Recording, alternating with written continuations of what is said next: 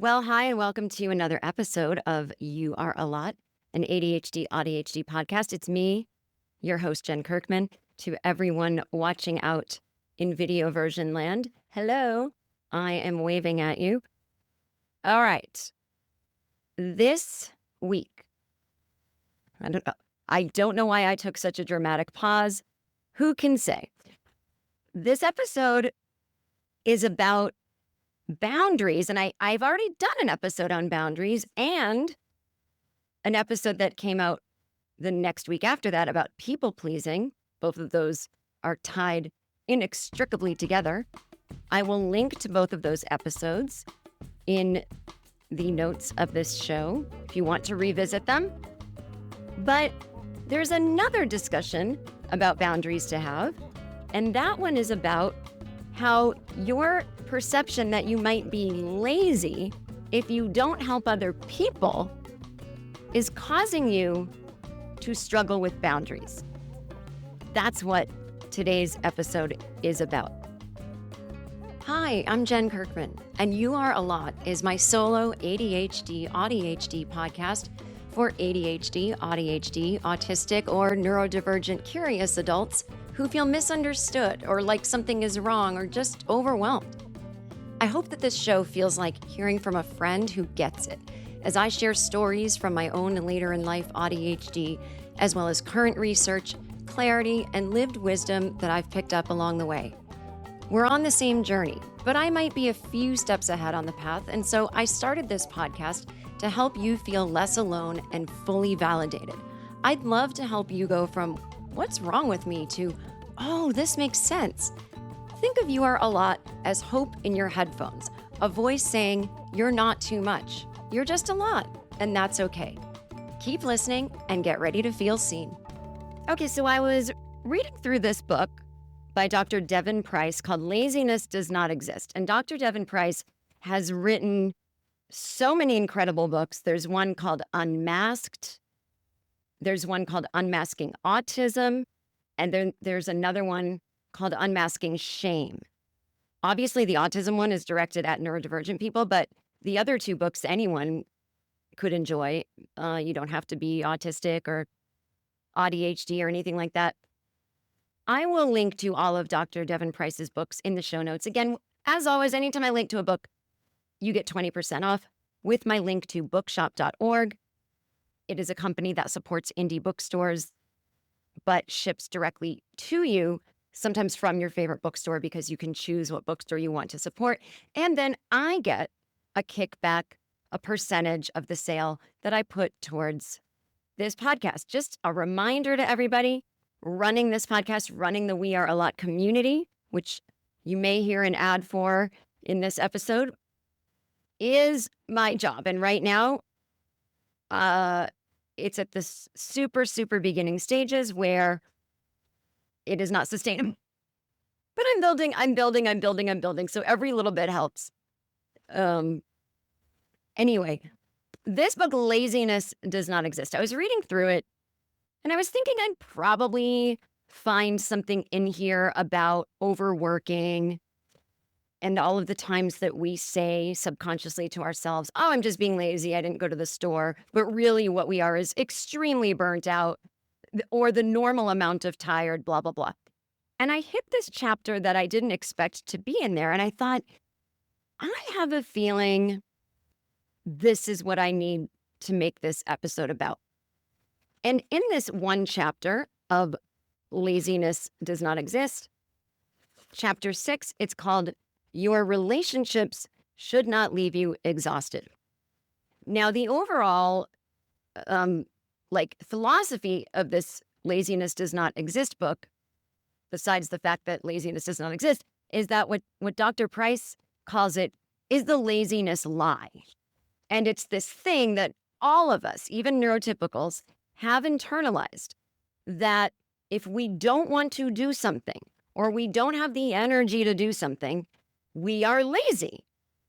And that is really destructive because it never takes into account our values, our wants, our needs.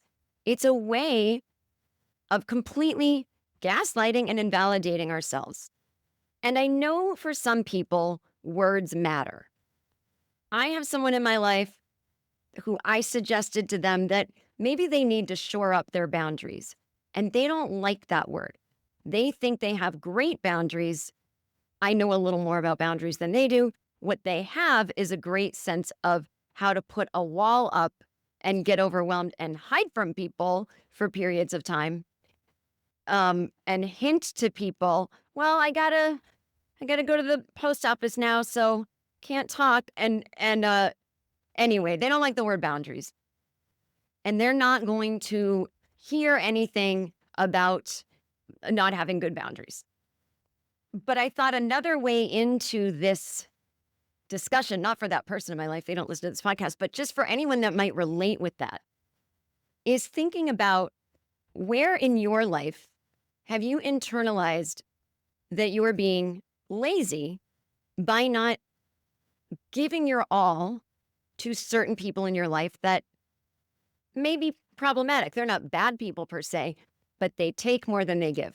They could be all the way up to like an energy vampire type, or just someone who really isn't even asking you for that much, but you're going above and beyond to where you're trying to solve their problems for them and almost teaching them to rely on you. So let's get into what Dr. Price says is that one of the reasons that we can feel lazy is we are struggling with unbalanced relationships. We have no idea how to say no when someone expects things of us. And we're talking at this point, ridiculous things. We don't have an easy time watching someone have a problem because we don't want to see other people upset. And a lot of times that is what a codependent type person is doing. They can't sit in your discomfort. You might not be able to sit in other people's discomfort, and you rush to fix or tell them how to fix. We give more than we ought to, but on the other hand, we could never imagine asking the same of someone else. It literally terrifies us. And according to Dr. Price, this laziness lie that runs through every element of culture is something that's contributing to eroding our sense of healthy boundaries and consent. Because part of this puritanical that's now turned into hustle culture, grind culture, is that hard work is the only true good thing in life. It's the only valuable thing. And now this lie has leaked down into our personal relationships. And so we must earn our right to be loved by working on someone else, helping, giving, not asking for anything. That can leave us feeling like we have no right to even have boundaries at all. And I don't know if you felt this way, where if someone has suggested to you that maybe you need a better boundary, you're thinking, this is so far past the point of boundary setting. Yeah, that would be great if I could get a time machine and set the boundary 2 years ago. But at this point, no boundary exists. And you might think you don't have a right to set one because you've gone so long without setting one. Or you just feel like, well, they need me so much. I don't really need anything from them. So, it's fine. But the reason you don't need anything from this person is because they've demonstrated to you that they're not capable. They can't even handle their own life. You wouldn't feel safe asking them for the reciprocal thing, but you're not even tuned into what your body, mind, and soul is trying to tell you, which is that this is not an equal relationship. And when you are in something like that, you really don't owe anybody anything. But because of the laziness lie, we can feel like we have no right to boundaries. We can't draw limits. We can't cut back on unfair work demands and scheduling. And we back down from things that make us uncomfortable. And what we're really doing in those moments is we are ignoring our needs. And when we ignore our needs, in some areas, it bleeds into our personal lives too. We can't stand up to the people who are leeching our energy. We are so good at ignoring our needs that we don't even think we have any. We can't even recognize when a relationship is damaging to us. And again, this doesn't have to be a romantic relationship. This is friendship, family, whatever.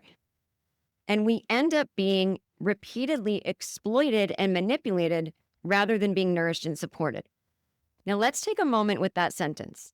I said a lot of words, and they might have brushed over you.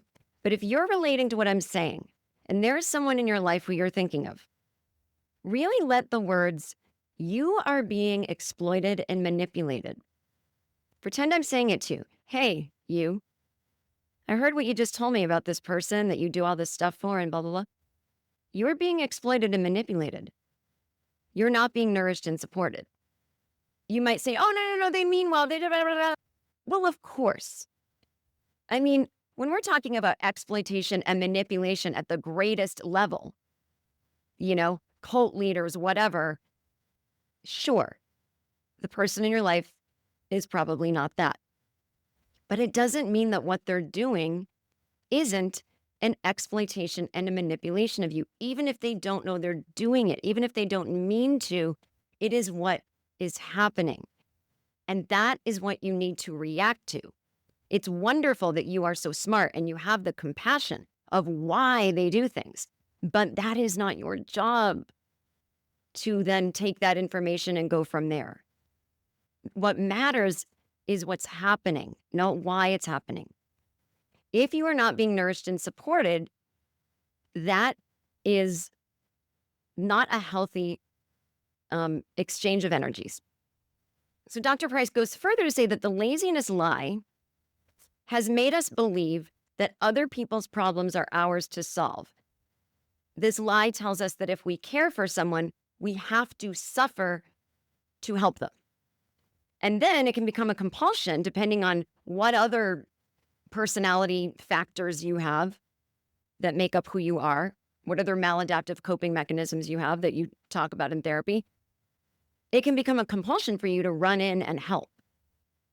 And this laziness lie guilts us into taking on responsibilities that are not ours to carry. Overall, what they're trying to say is that before you get wrapped up in yet another dramatic, ill-fated attempt to save someone, ask yourself if this other person's problems truly warrant your involvement, and if so, what kinds of involvement?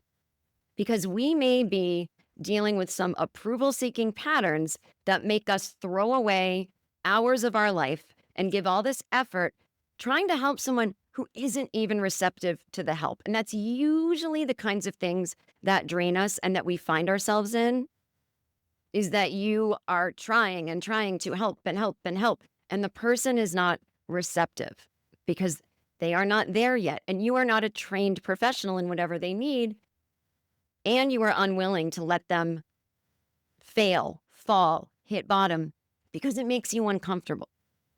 One of the ways that you can get a hold on this is to stop rewarding inappropriate behavior. If you're giving tons of mental health support to friends that are frankly demanding that of you, this can create a self-defeating feedback loop. So if you're always there to help your friends feel better when they're down, you are accidentally training them to rely on you in order to feel better. All of this is happening on a subconscious level for everybody. This is not to say, once again, that your friends are these manipulative masterminds. We're all just reacting to what we're being given on the surface level. And so you have this friend and they're not using their own resources. They're not tapping into their own problem-solving abilities that may be buried far deep, but they have them. They're not addressing their own problems. And then they might start to feel that you're the only one that can fix things for them. And if you really want to help someone, think about that. You're actually doing them a huge disservice. You're taking them away from their own agency and from their own ability to heal themselves and to have healthy relationships where they rely on other people to a normal amount, and it's all reciprocal. You might even be training this person to take this behavior into their romantic relationship that they want to get into. And when that person gets dumped because they're too needy, we can trace it back to and what you trained them with, Dr. Price gives an example in the book They had a friend named Ethan, or I think this is one of Dr. Price's patients, but this woman had a good friend named Ethan. They met somehow online through friends, or I don't know, but they had like a email pen palship. And he moved to Chicago where this woman lived. They weren't romantic at all. It was just like a friendship. He had no other friends in town, and he became reliant on this woman for all of his emotional support, for his social life. Then he started telling her about the abuse he endured as a child. He would go into upsetting detail. Then he started talking about suicide. And obviously, this only friend of Ethan's did not want Ethan to hurt himself. She felt responsible for his well-being. She thought, if I don't listen to him pouring his heart out, nobody would. And one night, Ethan was in a depressive spiral, and he kept texting her the same words over and over. I don't have any hope. I don't have any hope. I don't have any hope. And she wrote back, I'm so sorry, but did you call any of the therapists that I recommended? Do any of them look like a good fit? And he admitted that no, he hadn't. And he said, all a therapist is going to tell me to do is to look on the bright side or do yoga or something. He said, to be honest, I haven't even opened the list that you sent me. And it was in this moment that this woman realized she was trying harder to help Ethan than Ethan was trying to help himself. And she felt used and underappreciated and stopped talking to him right then and there. And then later on, after they disconnected, she found out months later, Ethan was doing great. He had a job. He had a community of friends. And so you can see where she was holding Ethan back while trying to help him. And what was her life at that point? What was she doing for herself? And so how do boundaries change relationships? So a boundary in this instance can be a relatively small, subtle step that you can take gradually to reduce your level of commitment to another person. They don't have to be dramatic, and they're not going to feel cathartic, right? We're going to live in the gray area, which is uncomfortable and boring. And there's not going to be a big moment where you confront your friends and family and berate them. And what Dr. Price says is that some of the therapists that were interviewed for this book, one of them said that her clients change their relationship dynamics in a gradual way. People usually expect there's going to be this big moment of conflict. They either worry about it or they fantasize about it. But usually building boundaries with someone you care about comes down to taking way more mundane steps repeatedly over time. And what advice that these therapists interviewed in the book give is that there are 3 broad strokes to gradually, subtly setting boundaries: is to challenge the expectations that the person has for you, not verbally, but in practice. Practice disappointing the person. Oh, I can't pick you up at the airport. I know I usually do, but I just can't. And keep repeating your no over and over again, even if it makes you feel like a broken record. But what that means is don't keep giving more. So if I can't pick you up at the airport because I need that hour to work on a project, sorry, my timer's going off. Repeat, I need that hour to work on a project. It is the same thing over and over. Don't up the ante. Oh, and then, well, I'm also worried because my car's in the shop. And then, well, the other thing is I've been having these headaches. Like, the other person at this point is not going to listen. And also, it's not really why. It's you don't want to because you have to work on something. You keep saying no with the same reason. It's their problem if they're not hearing it. You don't have to construct ways that they might hear it better by upping the ante of what you have going on.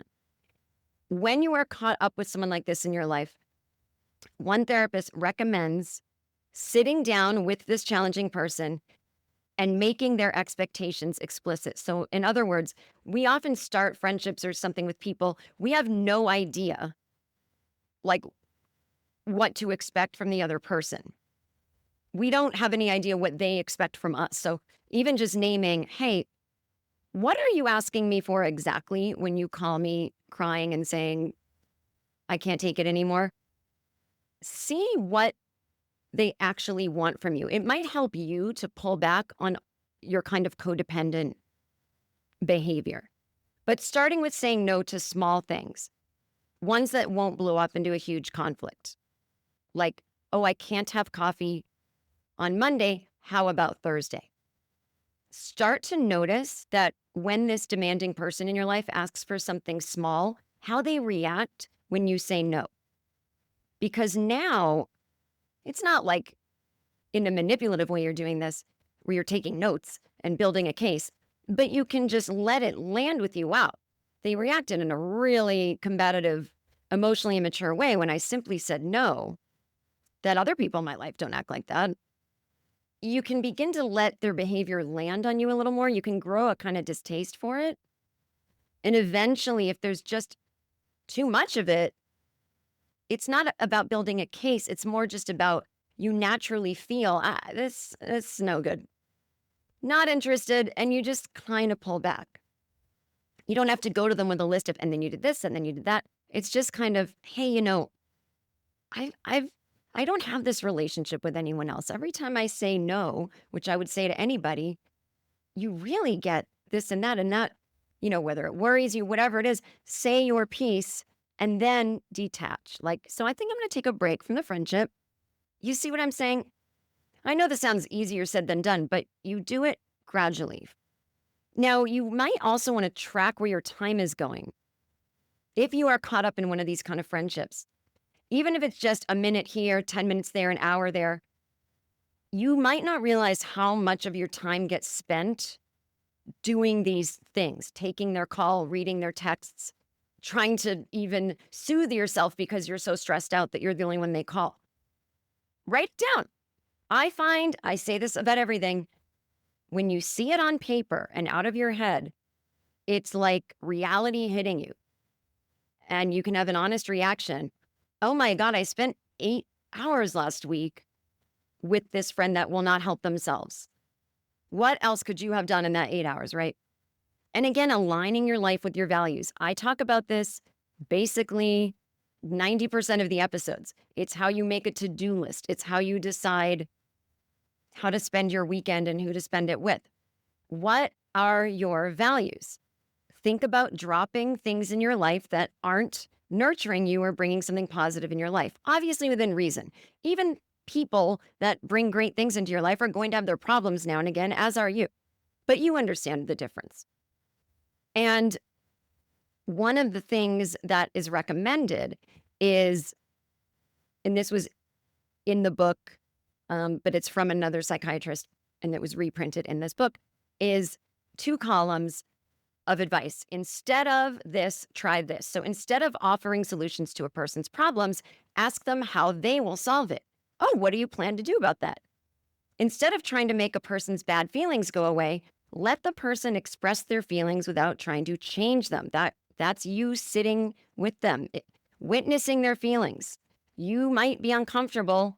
Yeah, that's what we do for each other as humans. We witness each other's pain. Instead of letting a person vent, cry, or rant for hours with resolution, which is different than letting someone express their feelings without trying to change them. It's not like now you have to sit there for 5 hours. But instead of letting them go on and on for hours, listen supportively, but suggest a distraction or a break if this person is getting stuck fixating. Instead of listening while a person spirals into greater and greater anxiety, sadness, or rage, try interrupting them when they start to repeat themselves or escalate. Let's focus on the present situation right now. Instead of trying to guess what the person wants, try making them clarify their expectations. What would you like me to do? Instead of providing more support than you're comfortable with, try identifying other sources of support. Who else can help you with this?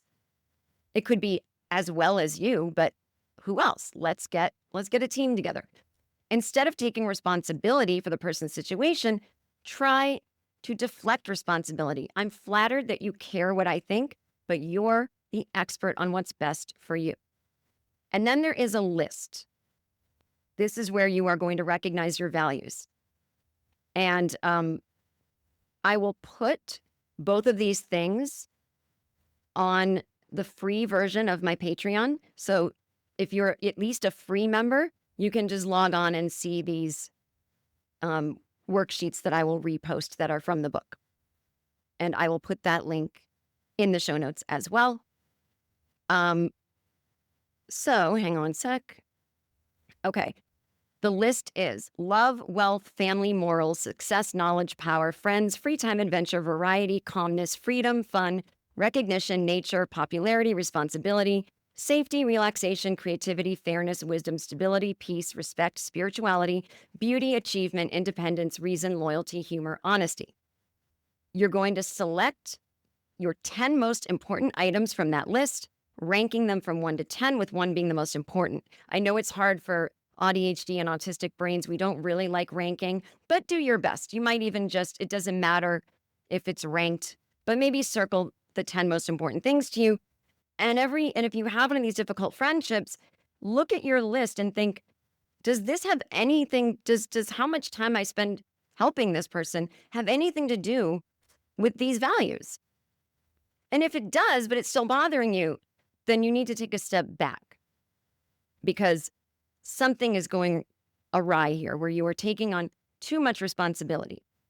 And so while you may not be literally thinking to yourself, I am lazy if I don't help a friend, it's internalized. This lie we are taught about everything, that everything should be a struggle, nothing worthwhile isn't difficult, hustle, hustle, hustle, grind, grind, grind. It's not the truth. And if this has been a helpful way for you to look at where your boundaries are a little off, then I hope that it was. As always, if you are on Patreon, there is a comment section. I'd love you to weigh in the comments if this reframe was at all helpful. Everyone else, send me an email, AdhdPod@gmail.com. I want more emails. I want to hear from y'all. I know that y'all get in your head and you think, oh my God, I'm going to go on and on forever. You can send me long babbling emails. I am a grown-up. I can choose to skim it if I want. It doesn't matter. Another thing you might do is if you use some kind of voice memo app or something, and then transcribe it and do it that way. That way I can read it. I would not send me the voice memo. I will probably never listen to it, but people that help me run the podcast, they get me the emails that people send. So that's a much easier way to do it. Anyway, everybody, thank you so much for listening. And in April, I have a really cool series. The episodes are going to be way short because they are directives and challenges almost, where it's like I have 8 episodes coming in April. 4 of them are public, 4 of them are the Patreon only, but it's a series of 8. 8 easy life resets. They may or may not be easy, but they are quick. Well, it all depends. It all depends on how you look at it and what you do. Little life resets to get you back on track in general, at the beginning of the day, in the middle of your day. And I give you a lot to think about. And so the episodes don't need to be super long. They're short. I issue you, I hate the word challenge, but a challenge. Should you take it? And I'm really excited about the month of April. Yeah, so Easy Life Resets, I think it's called, or something like that. Anyway, thank you again for listening. I hope you get in touch. Bye.